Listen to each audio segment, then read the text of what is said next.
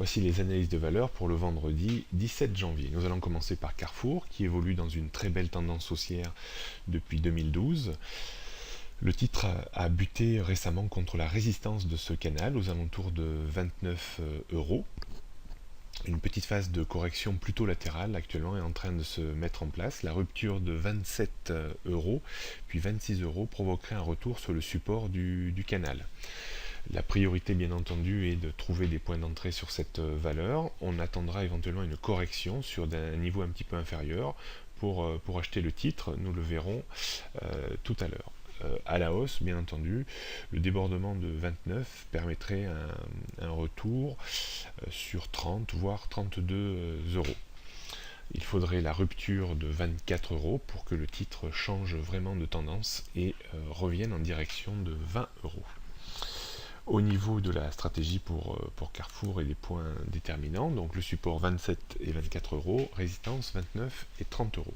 La tendance reste parfaitement haussière au-dessus de 24 euros. Les repères stratégiques, achat entre 24 et 25 euros. L'objectif sera situé à 29, voire peut-être un petit peu mieux, 30-31, et le stop à 22 euros. Pas de vente à découvert, bien entendu, dans une situation très haussière. Nous allons poursuivre par le titre Crédit Agricole, qui est très très bien orienté depuis plusieurs années maintenant, on peut le dire. L'oblique verte sert bien entendu de tendance principale. Elle passe actuellement aux alentours de 8,30 à peu près. L'accélération haussière de ces derniers jours provoque quand même une situation un petit peu de surachat. Ça reste bien entendu très très positif. L'objectif est situé aux alentours de 12,50. Alors probablement pas immédiatement, mais peut-être plus à moyen terme. On pourrait tout à fait avoir un retour aux alentours de 9,50 et 10 en cas de correction sur le titre. Alors quelle stratégie on peut mettre en avant? Les niveaux importants pour commencer, le support bien entendu 10 puis 9 et 7,80, la résistance 12,5, 13,6 et 14 euros. La tendance est parfaitement haussière au-dessus de 8 euros. Les repères stratégiques, je pense qu'il faut acheter le titre, pas forcément sur les niveaux actuels, mais attendre une phase de repli entre 9 et 9,50 pour un objectif par la suite à 12 euros. Le stop sera bien entendu placé à 7,80 euros. Pas de vente à découvert, bien entendu, sur un titre qui reste très très haussier. Nous allons terminer par Danone. Danone est dans un canal haussier également, de longue haleine. La particularité de ce titre est d'être revenu ces derniers mois sur le support très important autour de 50 euros.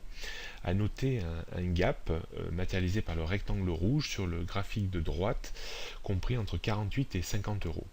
Il ne faudra absolument pas rompre ce gap sous peine de correction plus importante en direction de 44 euros.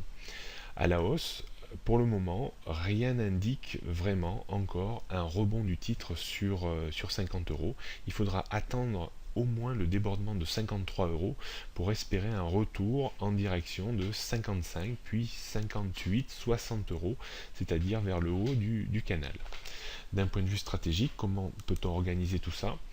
Donc surveillez les supports bien entendu à 50, 48 et 44 euros. La résistance sera située à 55, 58 et 60 euros. La tendance reste haussière au-dessus de 48 et 50 euros. Repère stratégique, on peut acheter, mais attention, au-dessus de 53 euros pour viser 58 euros avec un stop à 48 euros.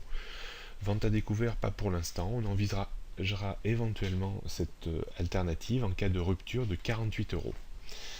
Bonne fin de journée à tous et je vous donne rendez-vous à lundi.